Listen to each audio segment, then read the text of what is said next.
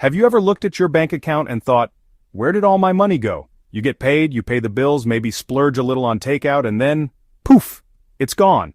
You want to save, plan to pay off debt, try to stay on track, but somehow, you always end up feeling behind. You work hard, therefore you should feel in control of your money.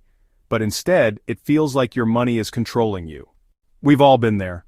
I was staring down the barrel of our debts while making just a fraction of that per year. The math didn't make sense. The odds seem never to be in your favor. But here's the thing. Is it possible to still pay off every single penny in under 2.5 years? How, you might ask? Budgeting. It won't be easy. But budgeting is the #1 tool that changed my financial life.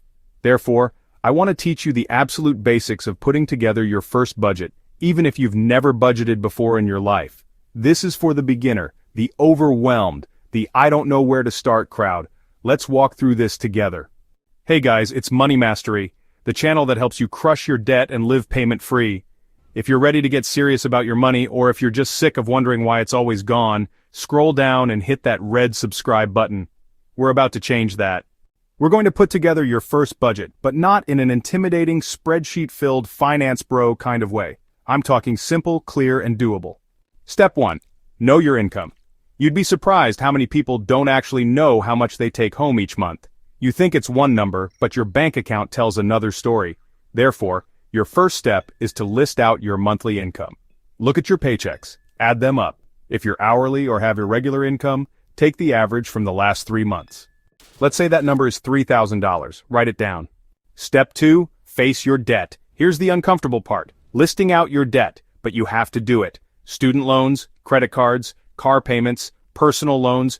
Don't leave anything out, even if it stings. List your minimum payments too, because those payments are non-negotiable, therefore they must be included in your plan. Avoiding this step might feel easier, but it won't fix anything. Step 3. List your fixed expenses. Now we move to what I call the must-haves: rent, groceries, utilities, insurance, and gas. The stuff you pay no matter what. Don't know your numbers? That's okay. Therefore, check your last 3 months of bank and credit card statements. Get an average. But don't panic if you have to estimate it first. Budgeting is a skill you build, not a test you pass on day 1. Quick tip, I put groceries under fixed because you have to eat, but eating out, that belongs in another category. Step 4, add your fun expenses. This is where things get tricky. Fun spending isn't bad, but it becomes a problem when it goes unchecked. Think restaurants, clothes, subscriptions, Netflix, Prime, Spotify. These aren't bad things, but they can drain your wallet fast if you're not paying attention. Therefore, take note of them. Be honest. Be specific. Step 5, plan for the future. If you're not saving toward anything, you're not just standing still, you're falling behind. Therefore, we create space in your budget for your future. This could be a new car, a house, a vacation, whatever your goals are. But if you don't write it down, it won't happen. You can't hit a target you never set. Step 6, add in the fudge factor. Life happens. Unexpected expenses pop up. That's where your fudge category comes in. No, not the chocolate kind, though that'd be nice. This is your $50 buffer for when you forget something or something random comes up. Therefore, when life throws a curveball, your budget doesn't fall apart. Final step. Do the math. Add up all of your categories. Debt, fixed, fun, future, and fudge. Subtract that total from your income. What number do you get? If it's 0, congrats. You've built a zero-based budget. That means every single dollar has a job. Therefore, nothing gets wasted. Nothing disappears without you knowing where it went. But if it's negative, that's your signal. You're overspending, and it's time to adjust.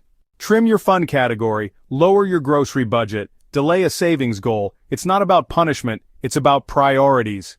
And that's it. That's your first budget. Simple, clear, and powerful. It may feel awkward at first, but budgeting will give you clarity when you feel buried in debt. It can give you control when you felt powerless. You can use a Google spreadsheet to track my income and expenses. And there are also apps that can help you to budget and save. Not sure how to use them? I've got you. With a simple Google search, the instructions are at your fingertips. Let me know in the comments. How did your first budget go? What surprised you? What felt hard? We would love to hear from you. And remember, your money should work for you, not against you. You just need a plan. And if you're curious about apps that can help you save money, catch you in the next video.